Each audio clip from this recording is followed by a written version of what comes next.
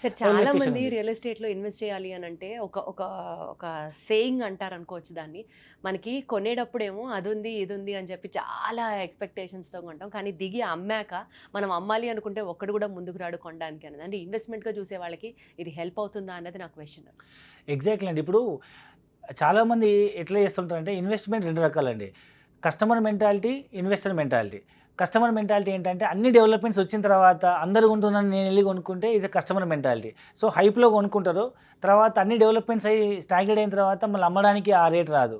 Where is investor mentality అంటే ఇప్పుడు ఏమి ఉండవు బట్ భవిష్యత్తులో వస్తాయి, దాన్ని బేస్ చేసుకొని మనం కొంచెం విజన్తో ఇన్వెస్ట్మెంట్ చేస్తే ప్రైస్ తక్కువ ఉంటుంది, రేపు డెవలప్మెంట్ అయినాక లాభం చూడొచ్చు, అందులోంచి లాభం చూడొచ్చు.